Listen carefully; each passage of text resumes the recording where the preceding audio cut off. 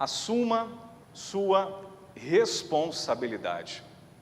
Será que você pode repetir isso comigo? Diga assim, para a pessoa que está do seu lado. Estou brincando, não vou falar para você falar isso não, mas repita comigo assim. Também não gosto de quem fala isso com a pessoa. Você acredita que quase que eu fiz isso aqui agora? Meu pai, mano. Diga assim, será que eu estou, vai, em voz alta, será que eu estou assumindo minha responsabilidade? Será que está mesmo? Porque, queridos, nós somos a igreja do Senhor e nos foi dada uma tarefa, uma missão, e essa missão é a missão que está em Mateus 28, a partir do verso 19. Nós devemos pregar o Evangelho, fazer discípulos, batizar em nome do Pai, do Filho e do Espírito Santo, ensinar essas pessoas as palavras de Jesus e então a promessa de Jesus que Ele estará conosco até o último dia, será uma promessa que vai se cumprir nos nossos dias. Nós temos uma missão de fato. Acontece que muitos de nós recebemos alguns dons diversos de outros crentes. Cada um aqui tem o seu próprio dom, cada um tem o seu próprio talento dado por Deus para desenvolver essa missão. Alguns de nós conseguimos pregar de forma mais fluida, numa comunicação mais clara. Alguns possuem uma característica mais evangelística, outros mais de mestre, outros são mais carismáticos e estendem a mão de uma forma mais fluida, pessoas que têm uma característica mais voltada para a ação social, para a hospitalidade, enfim, cada um de nós possui dons diversos, talentos diversos. Acontece que alguns de nós, muitas das vezes, dizemos, eu não nasci com a característica evangelística, o Senhor não me deu esse dom de evangelista, então eu vou ficar apenas tocando meu bandolim aqui no louvor. Ou, o pastor não me colocou naquele cargo, naquela função que eu gostaria, eu sempre sonhei ser um professor de EBD, mas até hoje eu não tomei essa posição na igreja, então quer saber? Também não vou fazer nada não. A gente ouve esses tipos de conversas nos corredores da igreja, no gabinete pastoral, e muitas das vezes nos parece que crentes não entendem a sua verdadeira função, não apenas dentro das quatro paredes, mas a sua missão que vai além dessas quatro paredes. O fato é que o texto que eu quero trazer nessa manhã, Jesus endereçou esse texto aos seus discípulos há mais de 2000 anos atrás, falando sobre as injustiças da vida no reino de Deus. Como que Deus oferece oportunidades desiguais para uns, para as pessoas, algumas oportunidades talvez mais à frente, no centro do picadeiro, no centro do palco, e outras oportunidades mais nos bastidores. Algumas pessoas são mais avantajadas em recursos, outras menos avantajadas. Alguns têm talentos e dons que são mais expostos do que outras pessoas. Portanto, vem comigo que ao longo desse sermão o Senhor nos levará nessa jornada de entender que você possui exatamente os talentos e os dons necessários para cumprir o seu propósito aonde você está. E tudo o que temos é tudo o que precisamos. Queridos,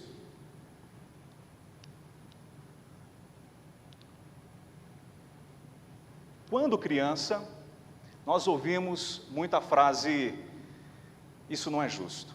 Toda criança, em todo lugar do mundo, em todas as épocas, sempre, ou pelo menos uma vez na vida, disseram, isso não é justo. Ao passo que todo adulto, em todos os lugares do mundo, em qualquer época, qualquer era, sempre vai responder, a vida não é justa. E isso aconteceu comigo quando eu tinha 14 anos de idade, um adolescente já com um bigodinho, e eu batia muito na minha irmã, eu já joguei ela da escada, ela rolou a escada abaixo, eu batia com um pedaço de pau, chutava ela, um adolescente muito rebelde, muito energético, cheio de energia, mas teve essa última vez que eu fiz isso com a minha irmã, o meu pai chegou lá no quarto e bateu em mim. E eu falei, pai, isso não é justo, eu já sou quase que um adulto já, 14 anos de idade, né? E ele disse, a vida não é justa. E de fato, a vida ela não é justa para algumas pessoas, mas ao ponto que outras pessoas vão dizer que a vida é justa, porque isso vai depender do tamanho do seu pedaço do bolo. Confere comigo esse pensamento. Se o meu pedaço de bolo é pequeno, eu costumo dizer que a vida é injusta, porque eu recebi a menor fatia do bolo. Eu recebi os menores dons, eu recebi oportunidades desvantajosas nesse mundo, muitas desvantagens no meu dia a dia. Ao passo que se o meu pedaço de bolo é grande, Vitor, eu vou dizer, uau, Deus é bom, glória a Deus, Deus é justo.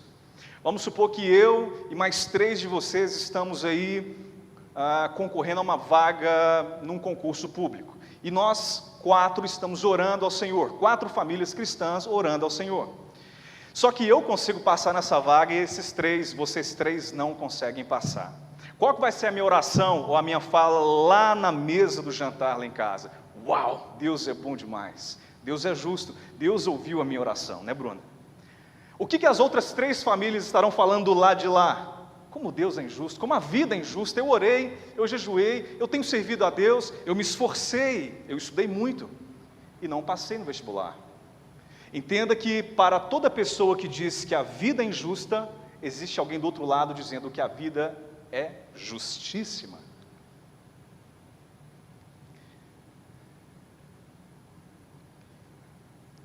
Acho que não está passando, hein? Vamos lá. Bom, a desculpa para a irresponsabilidade, ela vai geralmente repousar sobre essa frase: se eu não consigo um grande pedaço de bolo, como é que você espera que eu me esforce? Se eu não recebo um grande pedaço de bolo, por que eu devo andar a segunda milha? Por que eu devo me esforçar? Por que eu devo perdoar? Por que eu devo gastar tempo com isso, se eu recebi uma pequena fatia do bolo? Afinal de contas, Guilherme, olha só, eu não tenho muitos recursos financeiros, por que eu devo ajudar em missões? Guilherme, eu não fui para o seminário, por que eu deveria me envolver com ensino ou pregação? Eu não tenho as características dos pastores da nossa igreja. Isso é um trabalho deles, é um trabalho eclesiástico, para o clero eclesiástico, não é um trabalho meu. Afinal de contas, pastores são pagos para fazer esse tipo de trabalho. Não, me ponha fora dessa. Afinal de contas, eu recebi um pedaço de bolo pequeno. E você que recebeu um pedaço maior, faça o trabalho por mim. Quantas vezes nós escutamos esse tipo de conversa, esse pensamento na cabeça de muitos cristãos? E aí nos vem a pergunta: estamos assumindo de verdade a nossa responsabilidade? Pessoas, entretanto, com uma fatia de bolo maior, podem cair no mesmo erro de se tornarem igualmente irresponsáveis. Pessoas com uma fatia de bolo maior, com muitos recursos, por exemplo, poderiam pensar: bom, eu tenho muitos recursos na minha vida, por que eu vou gastar dinheiro, toda a minha grana com missões? Eu tenho ouvido falar aí, por exemplo, aquele pastor Rick Warren, parece que ele ele dirige 99% dos ganhos dele com aquele livro Minha Vida com Propósito, ele dirige para missões e para centros de caridade, para ação social. 99% da renda, nós estamos falando na casa de milhões de dólares, são destinados para missões. E 1% fica com ele.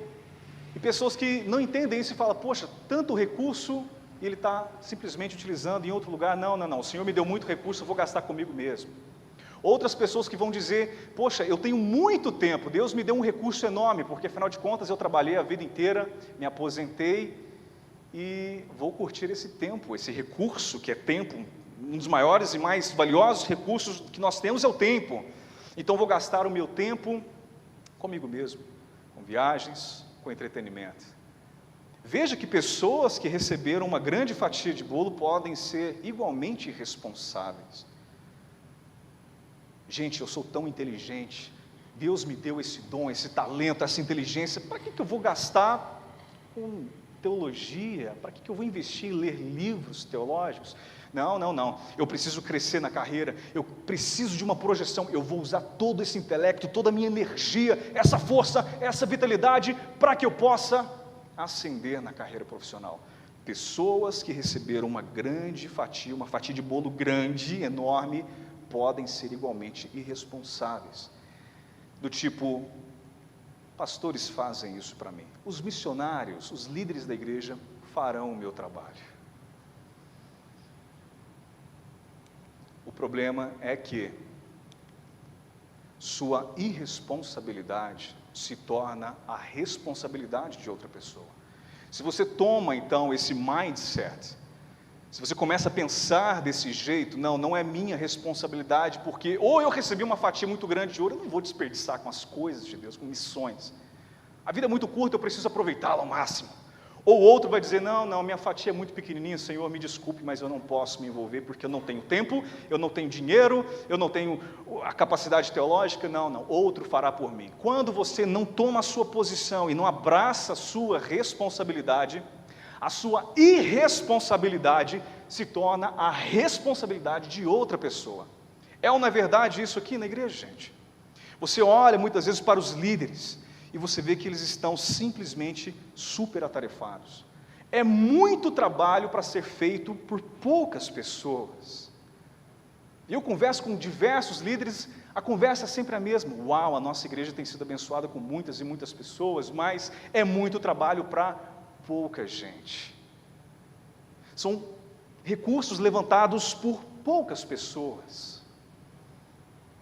A sua irresponsabilidade se torna a responsabilidade de outra pessoa.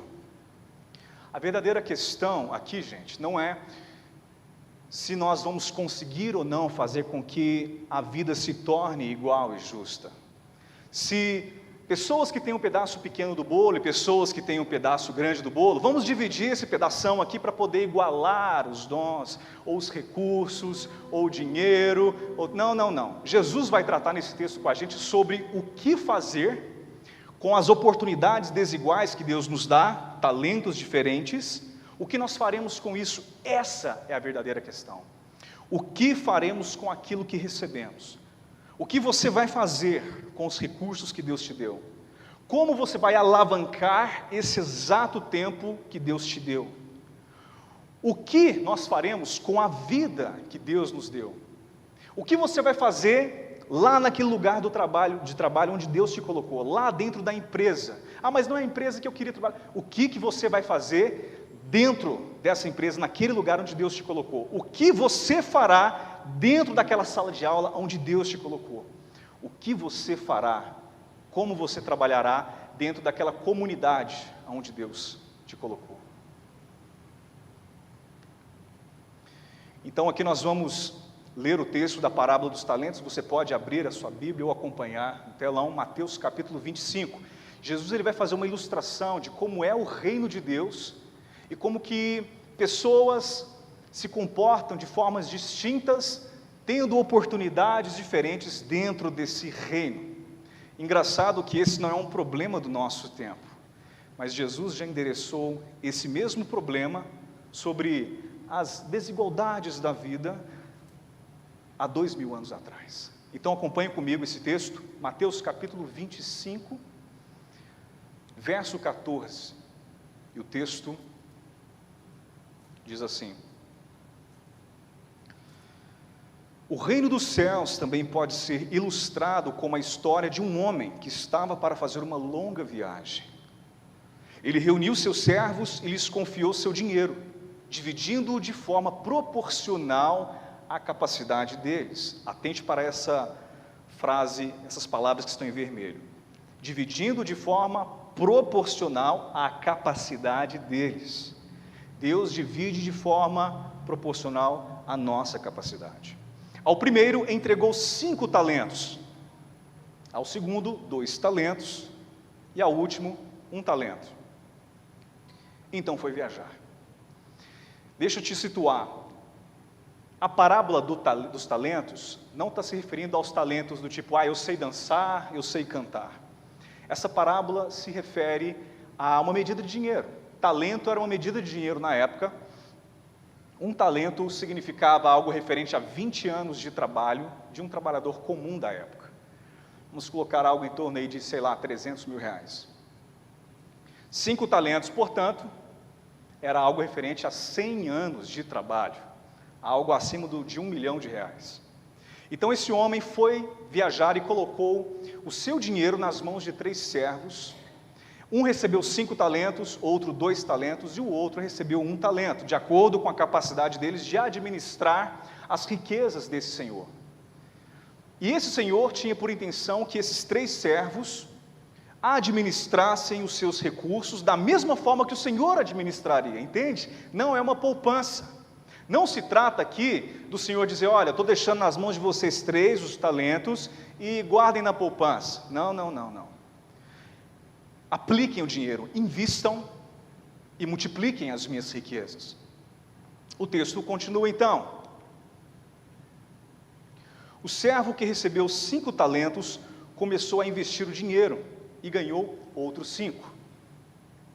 O servo que recebeu 2 talentos também se pôs a trabalhar e ganhou outros 2. Não passou, né? E ganhou outros 2. Mas o servo que recebeu 1 talento cavou um buraco no chão e ali escondeu o dinheiro do seu senhor. Veja bem então que o camarada que ganhou 5 talentos dobrou a renda do senhor, logo se pôs a trabalhar. Aquele que recebeu 2 talentos também multiplicou, agora são 4 talentos. Mas aquele terceiro escondeu o talento que recebeu do senhor. Fez o quê? Guardou na poupança e enterrou o dinheiro. Verso 19. Depois de muito tempo, muitos e muitos longos anos depois, numa galáxia bem longínqua, muito tempo depois, o Senhor voltou de viagem e os chama para prestarem contas de como haviam usado o dinheiro. Opa, então tem prestação de contas nisso aí. Nós estamos falando aqui de uma história em que o Senhor voltará para prestar contas de como os servos utilizaram o investimento do seu dinheiro, como fizeram o investimento. O servo ao qual ele havia confiado 5 talentos se apresentou com mais 5. O Senhor me deu 5 talentos para investir, eu ganhei mais 5. E o Senhor disse, muito bem, meu servo bom e fiel. Você foi fiel na administração dessa quantia pequena. Aí aqui eu faço uma pausa. Uau, a administração de uma quantia pequena? Nós estamos falando de mais de R$1 milhão. Nós estamos falando de 100 anos de trabalho. Mas você vai entender já já que essa quantia de tesouro é muito pequeno se comparado àquilo que está reservado para esses servos. Você está fazendo a conexão aí? Está comigo? Continua o texto. Você foi fiel na administração dessa quantia pequena e agora lhe darei muitas outras responsabilidades. Venha celebrar comigo. Então esse servo ganhou, multiplicou os 5 talentos, agora são 10 talentos. Ele foi fiel nessa quantia pequena e agora ganhará outras grandes responsabilidades. No verso 22, o servo que havia recebido 2 talentos se apresentou e disse, o Senhor me deu 2 talentos para investir, e eu ganhei mais 2. O Senhor então disse, muito bem, meu servo bom e fiel, você foi fiel na administração dessa quantia pequena, quantia pequena novamente, e agora lhe darei muitas outras responsabilidades. Venha celebrar comigo. Poderia muito bem ser que o servo que ganhou 5 talentos e multiplicou para 10, dissesse para o Senhor, peraí, isso está errado, isso não é justo. Afinal de contas, o Senhor me deu 5 talentos, muita coisa, muita responsabilidade, e eu multipliquei para 10 isso, eu multipliquei por 2, agora nós temos 10 talentos aqui, enquanto o outro multiplicou de 2 para 4, e ele também vai receber muitas responsabilidades. O Senhor está dizendo que eu fui fiel nessa pequena quantia e vou receber muitas responsabilidades. Ele também foi fiel naquela pequenina quantia e vai receber também muitas responsabilidades. Isso não é justo. Mas é exatamente isso que Jesus está tentando apontar para essa parábola, através desse texto. As injustiças da vida dentro do reino de Deus. Como que o reino de Deus funciona. Verso 24. Aqui você verá o que exatamente pessoas irresponsáveis fazem. E você vai perceber claramente aqui, Chicão, que é simplesmente culpar situações ou culpar outras pessoas. O que os irresponsáveis fazem? Acompanhe comigo. Por último, o servo que havia recebido 1 talento veio e disse, uau, imagina essa cena, gente. Se essa cena tivesse uma trilha sonora, o tempo ia fechar e a música que seria pam, pam, pam, pam. Seria aquela música de uau, o que vai acontecer com esse cara? Porque você imagina só, aqui nós temos o rapaz que recebeu 5 talentos, feliz da vida, ansioso, animado, que bom que o Senhor voltou, está aqui os 10 talentos. Aqui nós temos aquele que recebeu 2 talentos, também animado, multipliquei os talentos. Agora é a vez de quem? O cara que está todo sujo de lama, de terra, todo maltrapilho, com saco, com a bolsa de ouro na mão de 1 talento, todo sujo. Com que cara que ele vai ficar diante do Senhor? Ele vai tentar culpar o Senhor. Você está vendo aqui então, qual é o comportamento de uma pessoa irresponsável e murmurador do século I? Nada diferente do que acontece no século atual. Ele disse assim, eu sabia que o Senhor é um homem severo, está culpando o Senhor, que colhe onde não plantou e ajunta onde não semeou. Tive medo de perder seu dinheiro, por isso o escondi na terra. Toma o seu dinheiro aqui, ó. Aqui está ele. Inconsequente. Está culpando o Senhor pelo fato dele ter sido improdutivo com o seu dinheiro. A culpa é sua. Quem mandou o Senhor ser tão severo, tão duro? Eu sei muito bem que o Senhor não recebe um não. Eu sei muito bem que o Senhor é pesado de mexer. E a gente vê isso aqui às vezes, gente. Uma pessoa que chega no seio cristão, na comunidade dos crentes, chega na igreja, enfim, recebe o evangelho, a pessoa recebe aquela palavra assim, né? Ah, Jesus tem um plano maravilhoso para a sua vida, venha servir a Ele. Ele fala, uau, eu também tenho um plano maravilhoso para a minha vida. Eu quero esse Jesus aí. Aí como brincaria Paul Washer, né? Você não tem 2 dele aí não? Eu quero 2 desse Jesus aí. Eu também tenho um plano na minha vida.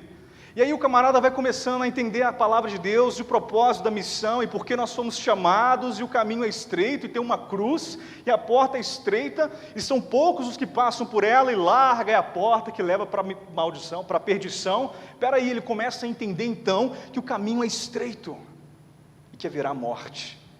Cheiro de morte, então, começa a acompanhar essa pessoa ao longo do caminhar dela. Ela fala, uou, eu não vou me envolver com isso.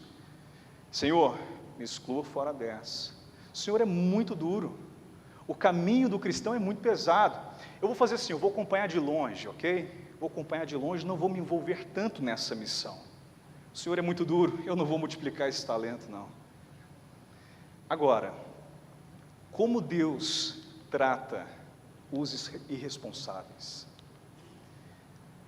O Senhor, porém, respondeu, servo mau e preguiçoso. Imagina Jesus falando isso. Você já conseguiu pensar Jesus? Lindo como ele é para a gente falando essas palavras? Servo mau e preguiçoso. O mundo não conhece esse Jesus, certo, gente? O mundo acha que Jesus é um Jesus metrosexual, europeizado, de olhos azuis, cabelos loiros, cachinhos dourados e com uma voz mansa e mãos não calejadas, que não conhece o que é trabalho. Essa é a visão deles. Não, Jesus não falaria desse jeito, pois é o nosso Jesus, representado por esse Senhor, o nosso Deus, palavras do nosso Deus, servo mau e preguiçoso. Você está colocando a culpa em mim, dizendo que eu sou mau, eu sou responsável pela sua improdutividade? Pois você é improdutivo com os talentos que eu te dei, porque você é mau e preguiçoso. Se você sabia que eu colho onde não plantei e ajunto onde não semeei, por que não depositou o meu dinheiro? Pelo menos eu teria recebido os juros dele. E ele continua. Em seguida, ordenou, tirem o dinheiro deste servo e deem ao que tem os 10 talentos. Uou, Jesus, mas isso não é justo. Não é sobre isso a parábola? Sobre as injustiças da vida e como nós procedemos no reino de Deus, com as desigualdades, com a oportunidade desigual que recebemos.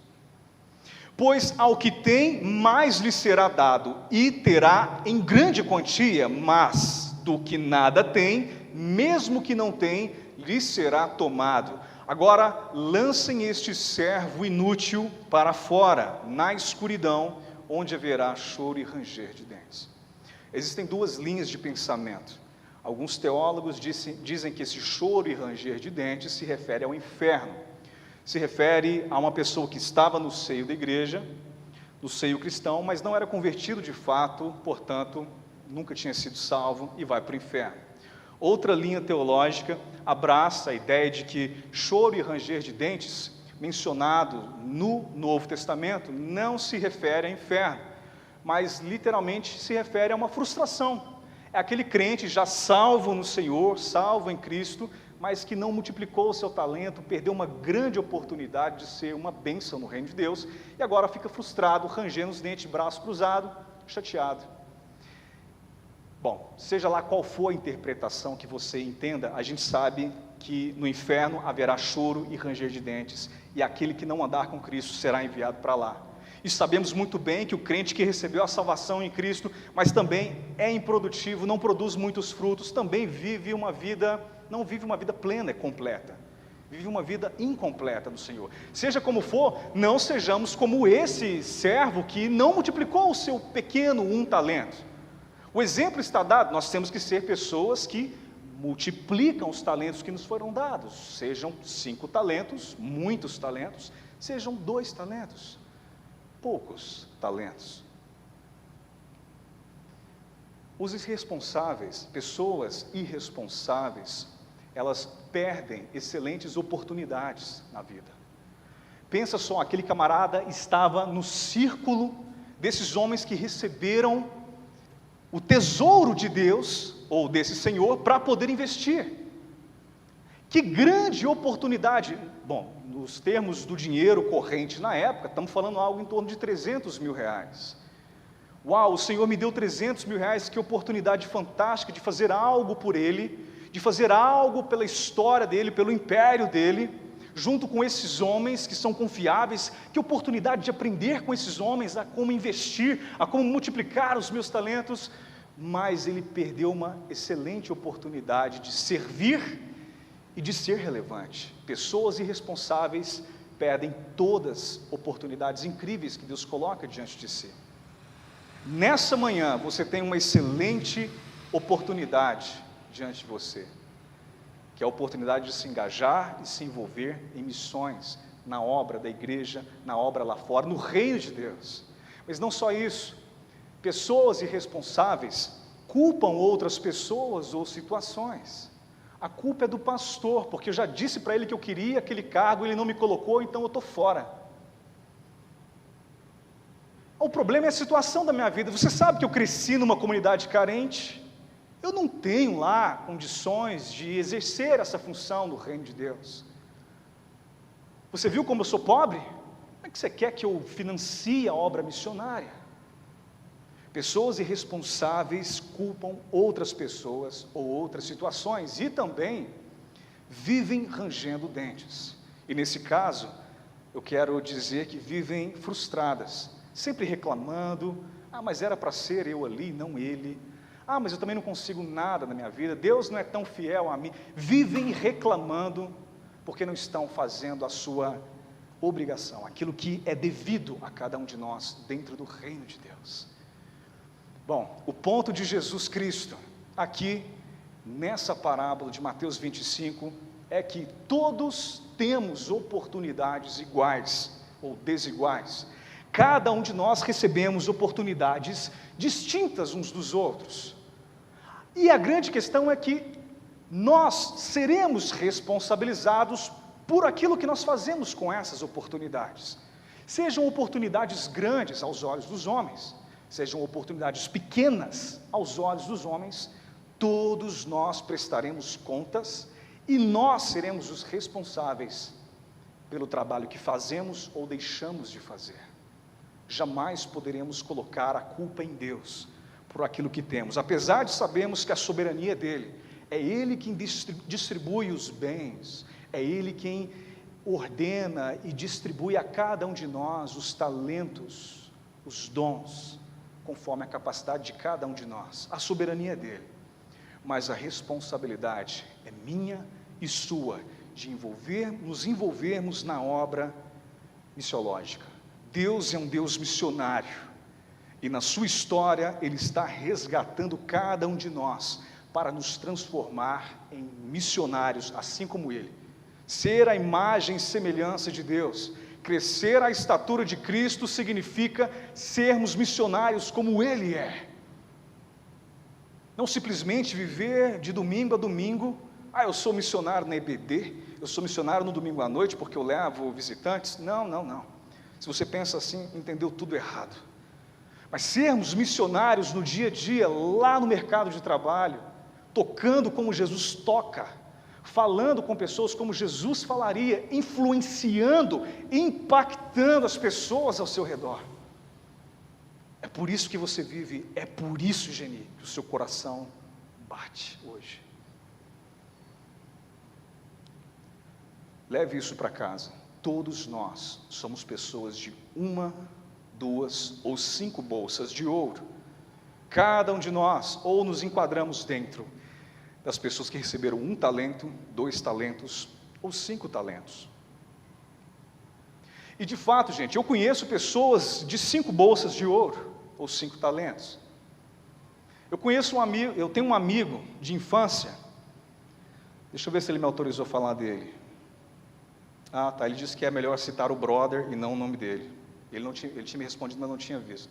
Eu não vou falar o nome dele, não. Mas esse amigo meu, ele é daqui da igreja. Vocês provavelmente verão, já estão me vendo com ele aí, ele chegou há pouco tempo.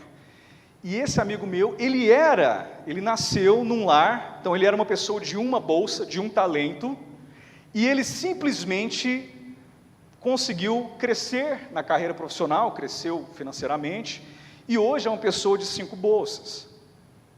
Essas pessoas de 5 bolsas são aquelas pessoas que têm vantagem financeira, ou alguém que é muito bonito, porque você sabe que o mundo aí valoriza beleza, tem gente que é mais bonito, que recebe maiores oportunidades, portas mais abertas, do que pessoas desprovidas de beleza. Você sabe disso, né? Não é novidade para ninguém. Tem gente de 5 talentos que tem QI, que tem quem indica. Tem gente que nasceu em berço de ouro, tem gente que estudou na melhor escola, tem gente que, sei lá, é muito inteligente, consegue se comunicar bem, talvez. Pessoas de 5 bolsas. Mas tem aquelas pessoas de 1 bolsa, de 1 talento. Talvez os pais divorciaram na infância, um trauma, talvez em termos de pedofilia, ou talvez a pessoa nasceu numa comunidade muito carente. E aqui no meio do caminho tem a maioria de nós, pessoas de 2 bolsas. Esse meu amigo, não vou falar o nome dele, pessoas de 5 bolsas podem muito bem alavancar os seus dons para a glória de Deus. Esse meu amigo falou assim: Guilherme, eu quero me aposentar daqui 4 anos, quando eu completar os meus 40 anos, ou um pouco depois disso. Mas daqui 4 anos eu quero me aposentar, sabe para quê? Para poder colecionar conchinhas na praia? Para poder viajar pelo mundo todo? Não. Eu quero me aposentar para poder trabalhar no ministério em tempo integral, para gastar a minha vida em prol de outras pessoas, em prol do reino, em prol de Deus. Pessoas de 5 bolsas que constroem às vezes hospitais, escolas, com o intuito de influenciar, de levar Jesus para aqueles que não o conhecem. Gastam o seu dinheiro, milhões e milhões de dólares, e às vezes até o seu tempo totalmente dedicado à obra, porque são pessoas abastadas de recursos, que estão totalmente empenhadas na missão. E pessoas de 1 bolsa, como por exemplo Pedro do Borel, eu o conheci, um missionário lá da comunidade do Borel, nasceu numa comunidade extremamente pobre, com muitos problemas sociais. Por acaso ele ficou reclamando, ele disse: não, eu serei missionário aqui dentro. Então o Pedro do Borel hoje é o missionário mais conhecido nessa comunidade, e muito conhecido no nosso meio cristão. Então ele alavanca o seu único talento, que é a capacidade de falar e pregar, dentro dessa comunidade. Aquele outro meu amigo alavanca os seus 5 talentos para a glória de Deus. Seja como for, o que você vai fazer com o talento que você recebeu? Somos pessoas, a maioria de nós com certeza, pessoas de 2 bolsas ou 2 talentos. Portanto, no final das contas, olhe para a sua própria bolsa, olhe para o seu próprio talento e decida como que você vai aproveitá-lo ao máximo. O que você fará com o talento que Deus te deu? Como você vai investir em missões no reino de Deus? Como você vai trabalhar aqui nessa igreja para a glória de Deus? Qual foi a última vez que você entrou pela porta dessa igreja e disse: eis os meus talentos, aqui está aqui meus 5, 2 ou 1 saco de ouro, bolsa de ouro. Como que eu posso servir as pessoas aqui dentro? Eu não quero ser servido, eu quero servir. Como você utilizará o seu talento para a glória de Deus? E agora o verso mais importante, provavelmente o versículo mais importante de toda a parábola. Depois de muito tempo, lembra lá naquela galáxia distante, depois de longos milênios, talvez 2 milênios, o Senhor volta de viagem e os chama para prestarem contas de como haviam usado o dinheiro. Portanto, queridos, haverá uma prestação de contas nos finalmente. Jesus está voltando. Eu não tenho dúvidas alguma que todos esses sinais que nós temos ouvido esses dias, terremoto, erupção no vulcão lá ontem, todas as atrocidades, vírus, enfim, tudo que a gente tem visto é simplesmente sinais dos fins dos tempos, são as trombetas tocando. Ele está voltando e haverá então uma prestação de contas. E você gostaria de ser mencionado como o rapaz de 5 talentos? Você gostaria de ser mencionado por Jesus como aquele de 2 talentos? Ou será que você estará no desfecho da pessoa que recebeu um talento apenas e não multiplicou o seu talento? Haverá um desfecho, e eu espero, sinceramente, que todos nós aqui possamos ser aqueles que, com um sorriso no rosto, recebem ao Senhor e diz: Senhor, eis aqui o teu dinheiro multiplicado, eis aqui os seus talentos, os dons, olha para a minha família, olha como eu trabalhei com ela, eis os meus filhos, olha a minha esposa, eu investi nela, nós lemos a palavra de Deus, eu trabalhei com ela, nós fomos e servimos, nós vivemos o cristianismo na frente dos nossos filhos, a olho nu ali, fizemos tudo o que estava ao nosso alcance, investimos no reino, pregamos o evangelho, eis o talento que o Senhor nos deu, aqui está o que é seu, Senhor. Que sejamos como esses 2 homens. Para refletir e praticar, você foi criado para ser responsável. Desde o Éden, no mandato cultural, Deus deu para Adão e Eva apenas uma lei e muitas responsabilidades.